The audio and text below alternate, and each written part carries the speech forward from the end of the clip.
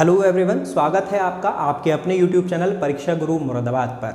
अब देखिए, इस वीडियो में हम जो बात करने जा रहे हैं तो हम बात करने जा रहे हैं किसकी, फिगर्स ऑफ स्पीच की बात करने जा रहे हैं। इससे पिछली वीडियोस में हमने आपको नाउन, प्रोनाउन और वर्ब से रिलेटेड बहुत ही महत्वपूर्ण जानकारी दी है, तो उन वीडियोज़ को देखना ना भूलें। उन वीडियोज़ में हमने क्वेश्चंस भी आपको कराए हैं, यानी कि नाउन से रिलेटेड 50 प्रश्न आपको कराए गए, प्रोनाउन से रिलेटेड 50 प्रश्न आपको कराए गए, और उसके अलावा वर्ब को हमने दो भागों में डिवाइड किया, फाइनाइट वर्ब और नॉन फाइनाइट वर्ब, और दोनों से ही 50-50 प्रश्न आपको कराए गए हैं। साथ के साथ उनसे रिलेटेड बहुत ही इंपॉर्टेंट फैक्ट्स आपको प्रोवाइड किए गए हैं, तो उन वीडियोस को जरूर देख लेंगे।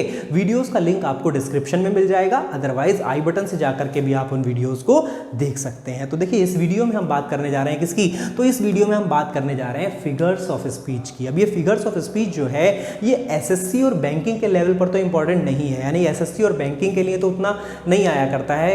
एसएससी और बैंकिंग में इस लेवल के क्वेश्चंस नहीं पूछे जाते हैं, लेकिन टीचिंग जॉब्स की बात करें, चाहे वो टेट हो, चाहे सीटेट हो, चाहे सुपर टेट हो, चाहे हम बात करें टीजीटी की, पीजीटी की, इन सभी में इससे रिलेटेड क्वेश्चंस पूछे जाते हैं। तो अब ये होता क्या है, सबसे पहली बात तो हमें यही पता होना चाहिए कि ये फिगर्स ऑफ स्पीच होता क्या है। तो फिगर्स ऑफ स्पीच यानी कि जब भी हम किसी बात को नॉर्मल मैनर में ना कह के उसमें स्पेशल इफेक्ट डाल दिया करते हैं और बात का वजन बढ़ा दिया करते हैं, तो उसी को हम क्या कह दिया करते हैं, यानी कि उस सेंटेंस में हमने क्या इंक्लूड कर दिया होगा, तो उसमें इंक्लूड कर दिया जाता है फिगर्स ऑफ स्पीच, यानी कि कोई ना कोई अलंकार उसमें जोड़ दिया जाता है। अब कैसे, तो जैसे जैसे मान लिया कि हमने कुछ इस तरह से कह दिया कि the night is dark as a black stone, यानी कि रात जो है वो अंधेरी है, काली है, और कितनी काली है, तो एक इतनी काली है कि जितना कि एक काला पत्थर हुआ करता है। तो वहाँ पर यानी कि इस सेंटेंस में नॉर्मल मैनर में ना कह करके हमने इसमें स्पेशल इफेक्ट प्रोवाइड किए, और जिसकी वजह से इस सेंटेंस में हमें क्या लगाना पड़ा, तो लगाना पड़ा फिगर्स ऑफ स्पीच, यानी कि इस वाक्य में कोई ना कोई अलंकार जोड़ करके हमने सेंटेंस को थोड़ा सा तब्दील कर दिया। तो इन सभी चीज़ों को क्या कहते हैं, फिगर्स ऑफ स्पीच कहते हैं। यानी कि जब भी हम किसी वाक्य में कुछ और चीज़ें ऐड करके और उस सेंटेंस को अलग रूप दे देते हैं, तो वो रूप देने के लिए जो शब्द इस्तेमाल किए जाते हैं उन्हीं को हम कह देते हैं क्या, अलंकार कह दिया करते हैं। तो अलंकार होते कितने प्रकार के हैं, तो देखिए यूं तो अलंकार बहुत से हुआ करते हैं, यानी कि पर सेंटेंस एक अलग अलंकार हो सकता है। यानी अगर आप टीजीटी पीजीटी के लेवल पर जाएंगे तो वहां पर बहुत से अलंकार आपको पढ़ने को मिलेंगे, लेकिन हम जो बात करने जा रहे हैं तो हम बेसिकली 7 अलंकार यानी कि 7 फिगर्स ऑफ स्पीच की बात करेंगे, जो नॉर्मली टेट, सीटेट और सुपर टेट में पूछे जाते हैं। कौन कौन से होते हैं वो 7, तो हुआ करता है Simli, metaphor, personification, oxymoron, ओनोमोटोपोइया, apostrophe, और उसके अलावा हुआ करता है आपका हाइपरबोल। ठीक है, तो ये सभी 7 अलंकारों की हम बात इस वीडियो में करेंगे। तो चलिए बात करते हैं सबसे पहले अलंकार की, और पहला अलंकार जिसका नाम है क्या, तो सबसे पहले बात कर लेते हैं हम सिमली। क्या नाम बोला, तो नाम बोला गया सिमली, और सिमली जिसको हिंदी में कहा करते हैं उपमा। अब देखो नाम से ही पता चल रहा है कि उपमा, उपमा यानी कि जब भी किसी को किसी के जैसा बता दिया जाए तो उसी को क्या कहा करते हैं, उपमा कह दिया करते हैं। जैसे कि अभी अभी हमने जो एग्जाम्पल लिया था कि the night is dark as a black stone, यानी कि जो रात है वो अंधेरी है, काली तो है, और कितनी काली, जैसा कि एक काला पत्थर हुआ करता है। यानी कि जो सिमली शब्द हुआ, सिमली जो जिसको हम उपमा बता रहे हैं, तो इसमें हुआ क्या करता है, तो यहाँ पर कम से कम 2 चीज़ों की तुलना की जाती है, और 2 चीज़ों की, ऐसी चीज़ों की तुलना की जाती है जो कम से कम एक चीज़ में समानता रखती हों। जैसे बात की गई किसकी, तो रात की बात की गई, और काले पत्थर की बात की गई, तो रात और काले पत्थर में समानता है। क्या समानता है कि रात भी काली और पत्थर भी काला, तो वहां पर दोनों में क्या हुआ, एक दूसरे से उपमा हो गई, यानी कि इसको इसके जैसा बता दिया गया। लेकिन जब भी हम सिमली की बात करेंगे तो तुलना तो हुआ करती है, यानी कि 2 शब्दों की या 2 व्यक्तियों की तुलना होगी, और इस तरह से तुलना होगी कि उनमें कम से कम एक चीज समान हो। लेकिन वहां पर तुलना करने वाले कुछ शब्द हुआ करते हैं जिनका प्रयोग जरूर किया जाता है जब भी हम बात करेंगे किसकी, सिमली की बात करेंगे। कैसे और कौन कौन से हैं वो शब्द, तो वो शब्द हुआ करते हैं एज, लाइक और सो, यानी कि 3 शब्दों का प्रयोग जरूर किया जाएगा, किसका, एज का, लाइक का और सो का। तो जब भी इन शब्दों का प्रयोग किसी वाक्य में हो रहा हो तो उसमें ध्यान देंगे कि हो सकता है उस वाक्य में क्या हो, सिमली हो। कैसे, जैसे एक और एग्जाम्पल के थ्रू देख लेते हैं क्या हुआ एग्जाम्पल। तो एग्जाम्पल कुछ इस तरह से है कि life is like a dream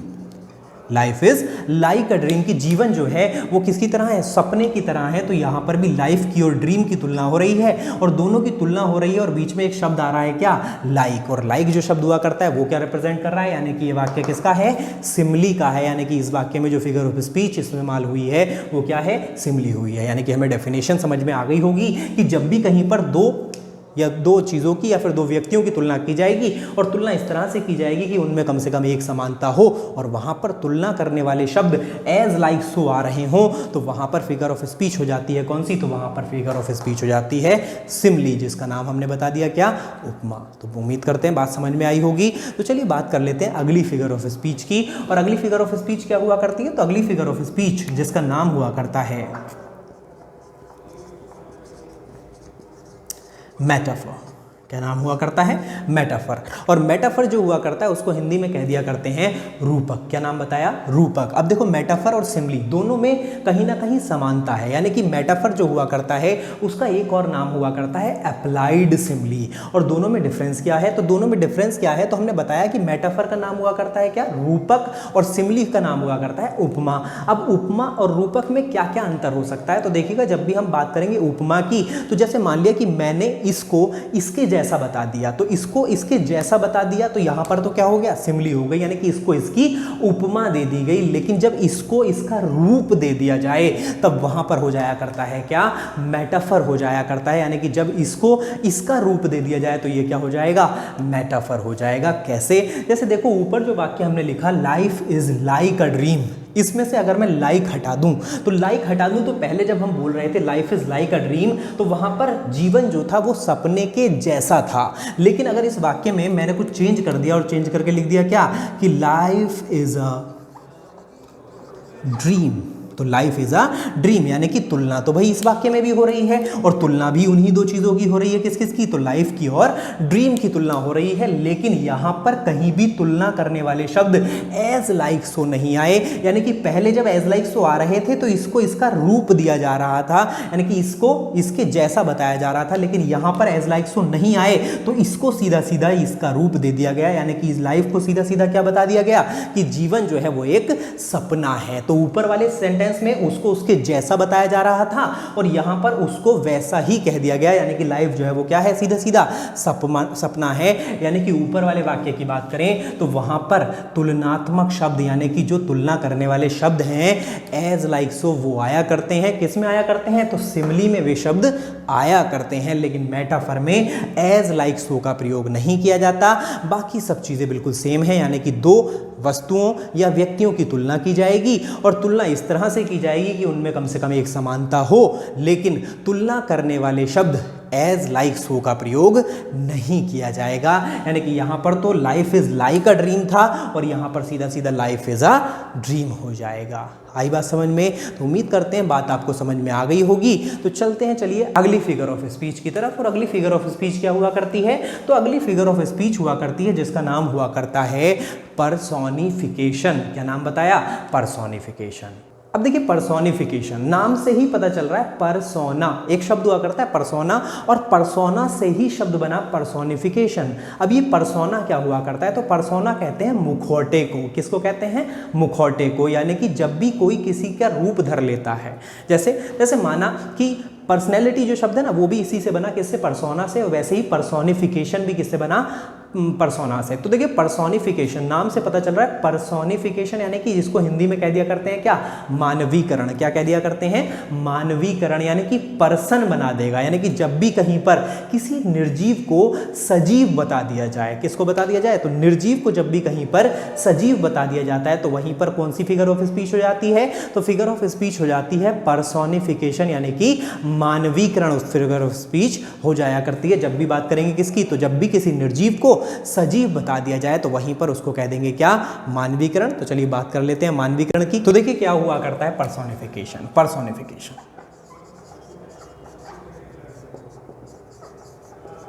तो नाम हमने आपको हिंदी में बताया पर्सोनिफिकेशन, यानी कि मानवीकरण। और मानवीकरण क्या हुआ करता है, जैसे माना कि हमने एक एग्जाम्पल ले लिया, हमने एग्जाम्पल लिया कि experience is the best teacher, कि एक्सपीरियंस जो अनुभव जो हुआ करता है वो क्या हुआ करता है, बेस्ट टीचर हुआ करता है। अब देखो यही सेंटेंस जो हमने बोला कि experience is the best teacher.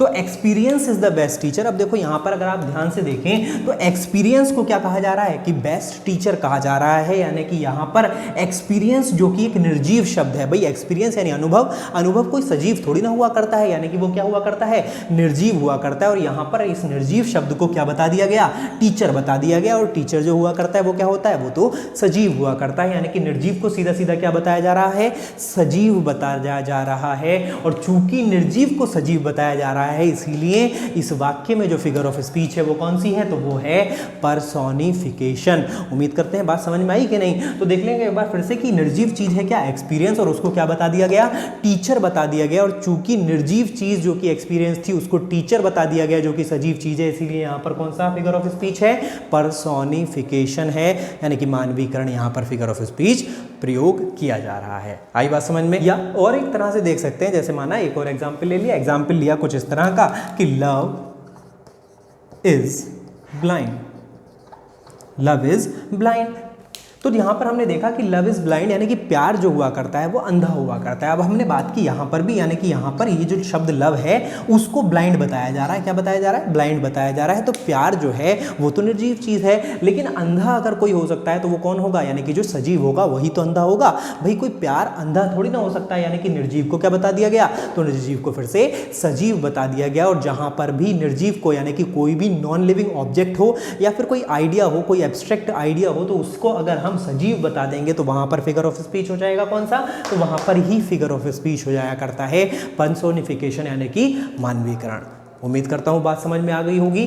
तो देखिए इसी के साथ बात कर लेते हैं अगली फिगर ऑफ स्पीच की। और अगली फिगर ऑफ स्पीच जिसका नाम हुआ करता है हाइपरबोल। क्या नाम हुआ करता है, हाइपरबोल। और हाइपरबोल जो फिगर ऑफ स्पीच हुआ करती है उसको हिंदी में कह दिया करते हैं क्या, तो हिंदी में इसको कह दिया करते हैं अतिशयोक्ति। और अतिशयोक्ति क्या मतलब, यानी कि जब भी कहीं पर किसी बात को बढ़ा चढ़ा के कहा जाए, और जहां भी बात को बढ़ा चढ़ा के कहा जा रहा होगा वहीं पर फिगर ऑफ स्पीच बन जाएगी क्या, हाइपरबोल, जिसको हिंदी में कह दिया करते हैं क्या, अतिशयोक्ति। क्लियर। कैसे, जैसे माना कि हमने देखा कुछ इस तरह से, हमने देखा सेंटेंस लिखा हुआ है कि he is the hero of the family। तो he is the hero of the family या he is the pillar of the family, इस तरह से कहा दिया जाए तो यानी कि यहां पर क्या हो रहा है, तो हीरो बता दिया गया किसी व्यक्ति को उस फैमिली का। यानी कि अगर हम सीधी सी बात करें, यानी कि जब भी नॉर्मल पर्सन, कोई भी नॉर्मल पर्सन हो, चाहे कोई कितना भी अच्छा पर्सन हो, लेकिन अगर उसको हीरो बताया जा रहा है, यानी कि बात की जा रही है बढ़ा चढ़ा के, और जब भी कहीं पर किसी बात को बढ़ा चढ़ा के किया जाता है तो वहां पर हो जाया करता है क्या, अतिशयोक्ति हो जाया करता है, यानी कि हाइपरबोल हो जाया करता है। जैसे एक और एग्जाम्पल के थ्रू समझने की कोशिश करते हैं। जैसे सेंटेंस आ गया कि दे वर स्विफ्टर देन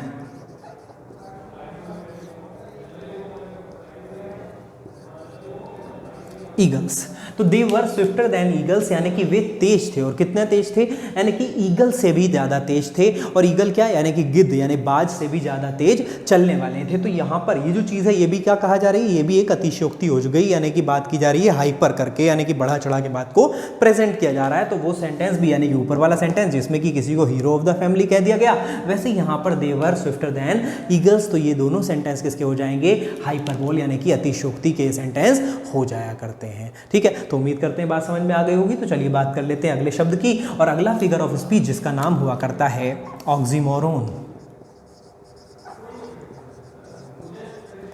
अब देखिए ऑक्सीमोरोन क्या हुआ करता है, तो ऑक्सीमोरोन की अगर हम बात करें तो ऑक्सीमोरोन को हिंदी में कह दिया करते हैं विरोधाभास। क्या नाम बताया, विरोधाभास। अब देखो नाम से ही पता चल रहा है विरोधाभास, यानी कि जब भी कहीं किसी चीज का अपोज किया जाएगा, विरोध होगा, तो उसी को कह देंगे क्या, ऑक्सीमोरोन। यानी कि एक ही वाक्य में पॉजिटिव और नेगेटिव दोनों बातें कर ले, यानी कि एक ही वाक्य में तो बात कर ले सकारात्मक और एक ही वाक्य में बात कर ले नकारात्मक। यानी कि जब भी कभी एक ही वाक्य में दो चीजें एक दूसरे से विरोध कर रही हो तो उन्हीं को उसी वाक्य में क्या कह दिया करते हैं, उसी वाक्य में हुआ करता है फिगर ऑफ स्पीच ऑक्सीमोरोन, यानी कि विरोधाभास फिगर ऑफ स्पीच उस वाक्य में हुआ करता है। यानी कि अगर हम सीधी सी बात करें कि when two opposite ideas are put together, यानी कि दो विरोधाभासी आइडियाज को अगर एक साथ रख दिया जाए तो उन्हीं को कह दिया करते हैं क्या, ऑक्सीमोरोन फिगर ऑफ स्पीच कह दिया करते हैं उसको। कैसे, जैसे माना कि सेंटेंस आ गया कि ही इज रेगुलरली इर्रेगुलर। क्या सेंटेंस आ गया? तो सेंटेंस आ गया ही इज रेगुलरली इर्रेगुलर, यानी कि वह लगातार ही नहीं आ रहा है या नहीं आ रही है। तो वहां पर रेगुलर और इर्रेगुलर दोनों ही कैसे हैं? अपोजिट वर्ड हैं और दोनों को एक साथ रख दिया गया, और चूंकि दोनों ही अपोजिट थे और दोनों को एक साथ रख दिया गया तो वहीं पर यहां पर फिगर ऑफ स्पीच कौन सा हो गया? तो यहीं पर फिगर ऑफ स्पीच बन जाया करता है कौन सा? ऑक्सीमोरोन, यानी कि विरोधाभास। तो उम्मीद करता हूं बात समझ में आ गई होगी, या फिर और भी तरह से देख सकते हैं, जैसे कह दिया गया लव इज बिटर स्वीट। अब बिटर और स्वीट तो दोनों भी क्या है? एक दूसरे के अपोजिट वर्ड है, तो वहां पर भी क्या हो जाएगा? विरोधाभास हो जाएगा। वैसे ही कह दिया जाए ही इज आइडली बिजी, यानी कि वह बिजी तो है लेकिन लक्ष्यहीन तौर पे बिजी है, तो वहां पर भी क्या हो जाएगा? विरोधाभास हो जाएगा। यानी कि जहां पर भी एक दूसरे की अपोज करने वाली शब्दों को या फिर बातों को एक साथ रख दिया जाए तो उसको कह देते हैं क्या? विरोधाभास या ऑक्सीमोरोन कह दिया करते हैं। जैसे कह दिया जाए it is an open secret, यानी कि खुला हुआ भी है और रहस्य भी है। तो रहस्य है तो खुला हुआ कैसे? यानी कि दोनों क्या बातें हैं? अपोजिट हैं, और दोनों अपोजिट बातों को एक साथ रख दिया गया, इसीलिए वहां पर क्या हो जाता है? तो वहां पर हो जाया करता है ऑक्सीमोरोन, यानी कि विरोधाभास फिगर ऑफ स्पीच वहां पर हो जाया करता है। तो देखिए अगली फिगर ऑफ स्पीच की बात कर लेते हैं, और उस फिगर ऑफ स्पीच का नाम है एपोस्ट्रोफ। क्या नाम बताया? एपोस्ट्रोफ।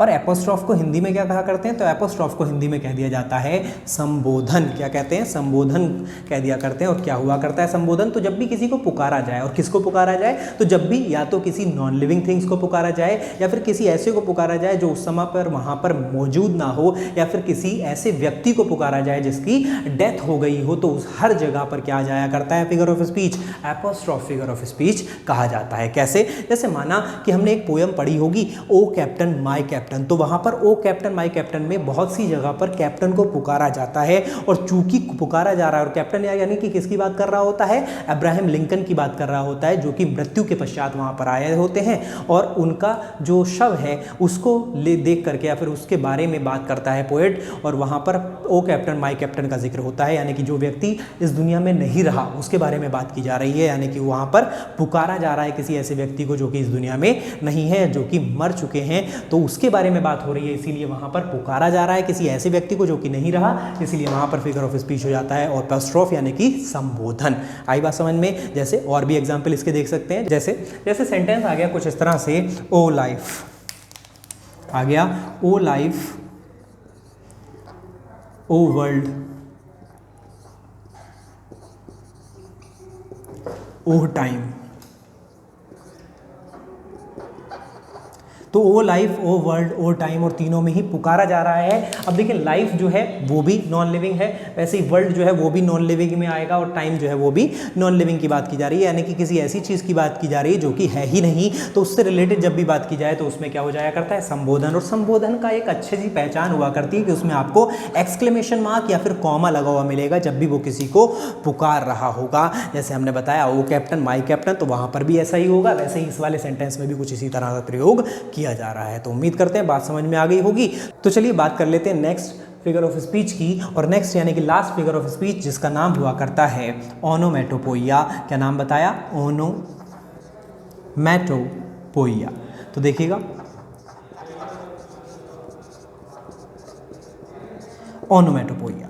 अब ये ओनोमेटोपोइया हुआ क्या करता है? तो ओनोमेटोपोइया को हिंदी में कह दिया करते हैं ध्वनि सूचक, यानी कि ध्वनि, यानी कि जब भी कहीं पर किसी वाक्य में किसी भी तरह की ध्वनि की बात हो तो वहां पर फिगर ऑफ स्पीच हो जाया करता है। कौन सा? तो वहां पर फिगर ऑफ स्पीच हो जाया करता है ओनोमेटोपोइया हो जाया करता है, यानी कि किसी की आवाज़ आ रही हो तो उसको ओनोमेटोपोइया कह दिया करते हैं। कैसे? जैसे मान लिया कि कहीं पर आ गया कि द डॉग बार्क, तो वहां पर द डॉग बार्क्स,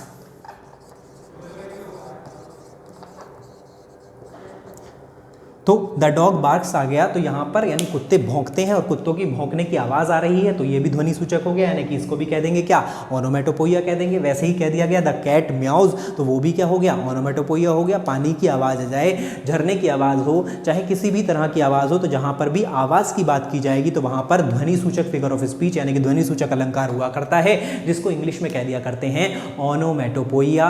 यानी कि हमने 7 फिगर ऑफ स्पीच की बात की, जिनमें से सबसे पहले बात की सिमिली की, सिमिली के बारे में आपको बताया कि दो ऐसी चीज़ों की तुलना होगी जो कहीं ना कहीं एक तरह से समान हुआ करती हैं, उनकी तुलना होगी। और तुलना करने वाले शब्द एज लाइक सो का प्रयोग किया जाएगा तो उसको सिमिली कह देंगे। अगर तुलना हो रही हो लेकिन एज लाइक सो का प्रयोग ना हुआ हो तो उसको मेटाफर कह दिया करते हैं। वैसे ही अगर निर्जीव से किसी को सजीव बता दिया जाए तो उसको पर्सोनिफिकेशन कह दिया करते हैं। अगर किसी की बात बढ़ा चढ़ा कर की जाए तो उसको हाइपरबोल कह देते हैं। वैसे ही अगर बात कर दी जाए क्या, यानी कि किसी मृत, किसी निर्जीव या फिर किसी ऐसे पर्सन को बुलाया जाए, आवाज़ लगाई जाए जो कि वहाँ पर उपस्थित ना हो तो उसको एपोस्ट्रोफ कह दिया करते हैं। अगर सेम बात में एक ही वाक्य में दो अपोजिट आइडियाज़ को एक साथ रख दिया जाए तो उसको आपके ऑक्सीमोरन कह देते हैं। और उसके अलावा बात की गई ओनोमोटोपोइया की, यानी कि जब भी कहीं पर किसी की आवाज़ आ रही हो, कोई साउंड आ रही हो तो उसको उस जगह पर उस सेंटेंस में ओनोमेटोपोइया फिगर ऑफ स्पीच हुआ करता है। तो देखिएगा ये फिगर ऑफ स्पीच हमने आपको अच्छे से समझाने की कोशिश की,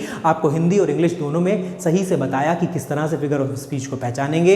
इससे रिलेटेड पीडीएफ भी हम आपको प्रोवाइड करेंगे जो कि हमारे टेलीग्राम चैनल पर आपको मिल जाएगी। तो वहाँ से जाकर के इससे रिलेटेड जो क्वेश्चंस हैं उनको आप ज़रूर अटेम्प्ट कर लेंगे ताकि आपको ये सब चीज़ें आसानी से समझ में आ जाएँ। तो वहाँ पर आपको ये सभी चीज़ें मिल जाएंगी, जाकर के उस पीडीएफ को ज़रूर डाउनलोड कर लें और जाकर उस क्वेश्चन, उसके रिलेटेड जितने भी क्वेश्चंस होंगे उनको सॉल्व करने की कोशिश करेंगे। तो इस वीडियो के लिए इतना ही छोड़ते हैं। उम्मीद करते हैं आपको सभी चीज़ें अच्छे से समझ में आ गई होंगी। जो भी आपके डाउट्स हों वो आप कमेंट बॉक्स में डाल सकते हैं, हम उनको सॉल्व करने की पूरी कोशिश करेंगे। तो इस वीडियो में इतना ही। वीडियो को लाइक करेंगे, शेयर करेंगे और चैनल को सब्सक्राइब करना ना भूलें। आज के लिए इस वीडियो में इतना ही। Thank you.